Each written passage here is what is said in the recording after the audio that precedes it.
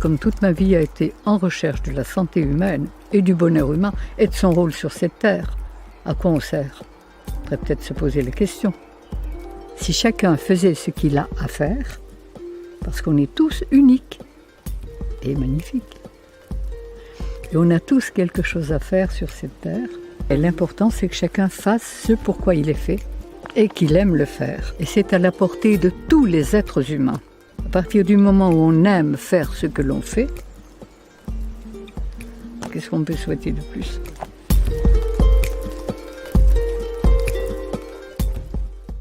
Quand on ne sait plus ce qu'on a à faire et qu'on cherche ce bien-être, qu'on a l'intelligence et la force pour le faire, on fait des affaires.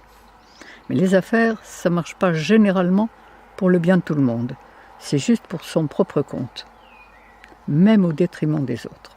Quand on ne sait pas, on sert ce qu'on croit. On croit que notre situation, on croit que l'argent, on croit l'amour, on croit le sexe, on a des croyances, mais ce sont des croyances en pleine illusion qui ne nous apportent pas la totalité de ce qu'on attend, ce qu'on a élu comme princesse absolue, la suprême rentabilité.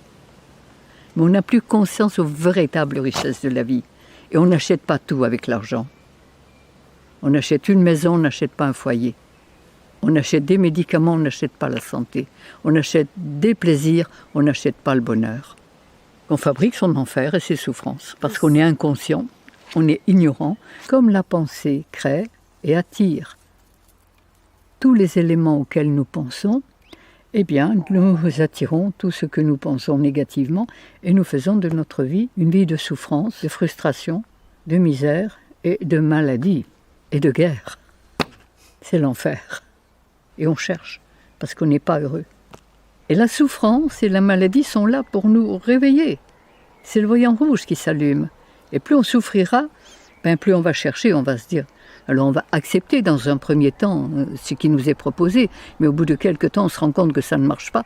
Donc à l'heure actuelle, le monde entier est en train de chercher et se rend compte qu'il y a autre chose.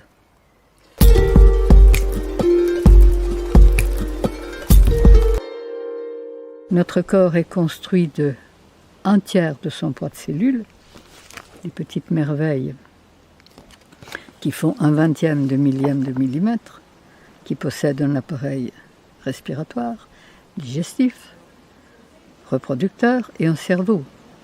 Elles ont des antennes, le décodeur, le câble et l'émetteur. Et c'est un ensemble de choses. L'être est un ensemble. Il travaille. Et son cœur, son corps, son âme travaillent l'un par l'autre et l'un pour l'autre. Alors la spécialisation, moi je veux bien, mais c'est le même sang qui irrigue vos cheveux et vos doigts de pied. Et ce qui se passe dans notre corps, nous sommes sans doute chacun une cellule de l'univers. Nous sommes capteurs et émetteurs, comme toutes les créatures de l'univers. Nous recevons les informations de l'univers. Et notre rôle, il est, comme les cellules de notre corps, de travailler l'un par l'autre et l'un pour l'autre au service de l'ensemble. Et quand on peut faire ça, on est heureux.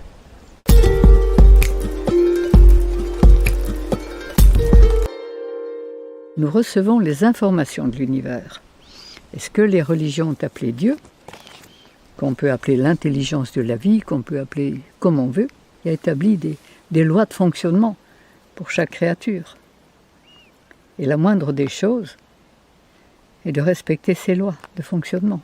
À partir de là, on se rend compte que la nature nous a tout donné, absolument tout, pour faire de notre vie un paradis.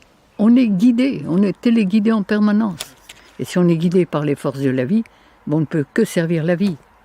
Qu'on soit dans le désert, qu'on soit au pôle Nord, on est bien partout. Quand on est bien intérieurement, et avec l'intelligence de la vie qui nous dirige, on est bien partout. Et plus on sert la vie, plus elle nous sert. Moi, je suis émerveillée tous les jours de voir, à mon âge, tout ce qui m'arrive de merveilleux. Et c'est tous les jours. Si c'est pas ça le paradis, moi.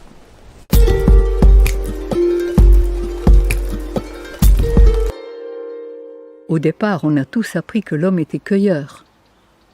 Et qu'à un moment, il est devenu cueilleur-chasseur. Et que c'est à partir de là, paraît-il, qu'il a développé... Oui. Alors moi, je dirais que c'est à partir de là qu'il a perdu l'instinct, qu'il a perdu sa guidance cosmique et qu'il a développé l'intellect et le raisonnement. Seulement, il n'était plus relié. Il ne savait plus ce qu'il a fait à faire. Si on ne peut pas atteindre la longueur d'onde sur laquelle sont véhiculés ces éléments qui nous informent en permanence toute notre vie, eh bien, on va recevoir les informations véhiculées sur la longueur d'onde qu'on peut atteindre. Et plus nos cellules sont affaiblies, empoisonnées, asphyxiées, carencées, plus on va capter les fréquences basses. Et là, on devient autodestructeur et destructeur. Et on cherche, parce qu'on n'est pas heureux. On est ignorant, mais parce qu'on est empoisonné et qu'on n'a plus accès. Comme on n'a pas compris ces lois, et qu'on a mis dans notre corps n'importe quel carburant, obligatoirement, nos chères petites cellules empoisonnées, carencées, n'ont plus pu se relier à la longueur d'onde la plus élevée, celle de l'intelligence universelle, où l'état de conscience, les idées, les sentiments, tout est fait pour aller dans la paix, dans l'harmonie et dans la créativité. Comme on est bien, on n'attire que des choses qui nous font du bien. Et si chaque cellule, chaque être humain fait de sa vie un paradis, ça sera le paradis sur la terre.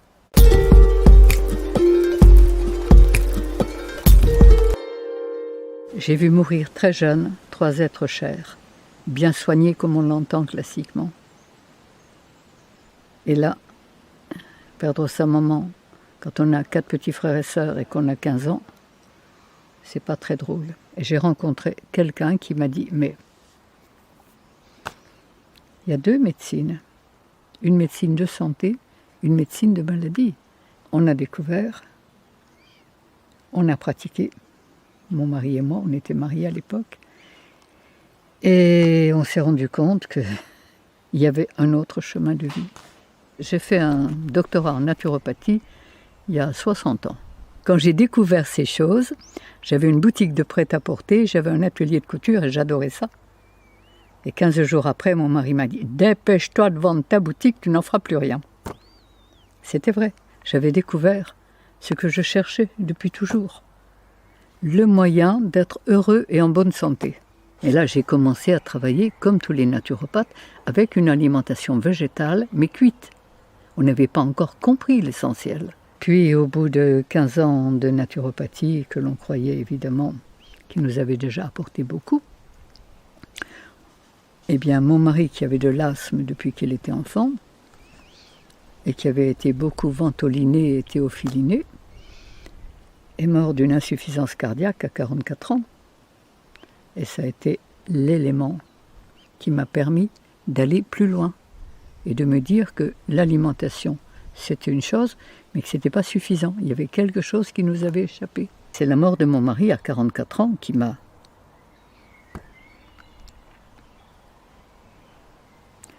permis, qui m'a obligé à chercher. Je me suis dit qu'on croyait tout savoir et en fait, pour mourir à 44 ans, il y avait quand même quelque chose qui n'était pas juste. Tous les jours, je dis merci à la vie de m'avoir fait passer par ces épreuves très difficiles pour m'obliger à chercher. C'est le hasard, c'est les lectures, c'est les rencontres, c'est l'information à travers tous les consultants que j'avais. Et quand on cherche, on trouve. Et j'ai trouvé un bout de chemin, puis un autre bout. Et puis, de bout en bout, j'ai rassemblé. Il y avait un autre chemin de vie, celui du respect des lois de la vie.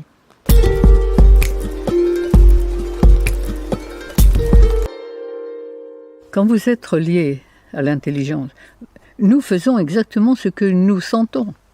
Pourquoi vous faites ce que vous faites? Parce que j'adore. Eh bien voilà, moi aussi. La maîtrise de soi, c'est quoi? C'est savoir qu'on est bien à sa place. La force que vous avez qui vous guide dans tout ce que vous choisissez, c'est l'univers qui vous guide. On n'est jamais que des petits instruments. Hein. Et chacun est unique, chacun fait ce qu'il a à faire. Que chacun fait ce que vous avez à faire, vous le faites. que chacun fasse et qu'on est tous complémentaires. Et nous sommes chacun une source de l'univers. Donc je dirais à nous de donner le meilleur de ce que nous avons, sans rien attendre.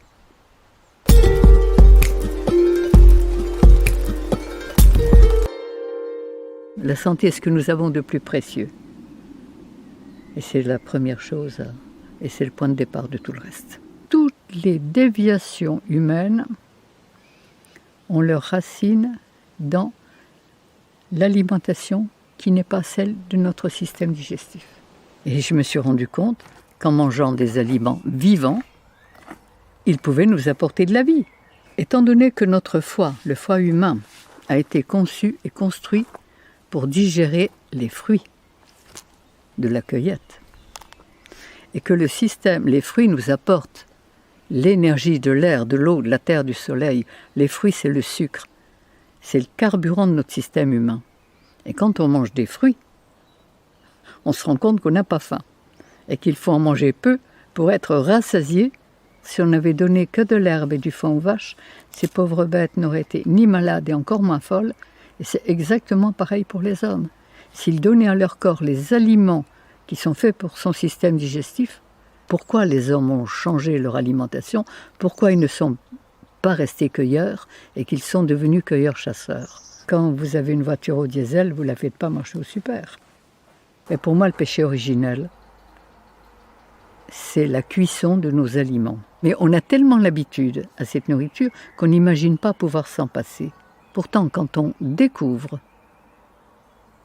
tout ce qu'on peut faire avec des végétaux, avec des légumes, avec des graines germées, avec des fruits, c'est absolument infini. Et c'est créatif et c'est délicieux au maximum. Et c'est très nutritif. Et quand je vois la transformation psychologique et émotionnelle de tous les gens qui ont changé d'alimentation, qui ont nettoyé leurs humeurs, c'est plus les mêmes. Ils changent de vie et en fonction de ça, les maladies disparaissent. Et qu'elles soient psychologiques, qu'elles soient émotionnelles, qu'elles soient physiques.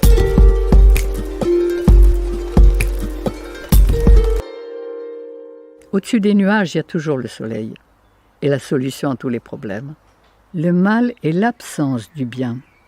Le froid est l'absence de chaleur. On ne combat pas le froid, on met de la chaleur. L'obscurité est l'absence de lumière. On ne combat pas l'obscurité. On met de la lumière. On ne combat pas la maladie. On refait la santé et les maladies disparaissent. Je me suis rendu compte que toutes les maladies sont guérissables. Maladie, ça veut dire quoi? Ça veut dire que quand notre corps crie au secours, quand il est en état de souffrance, c'est qu'il veut se libérer, c'est qu'il veut expulser, éliminer des résidus qu'une nourriture qui n'est pas faite pour lui lui a inculqués. Il faut refaire une véritable philosophie de santé, de bien-être. Et je veux faire, et j'ai l'intention, et nous avons l'intention, de faire des éducateurs de santé.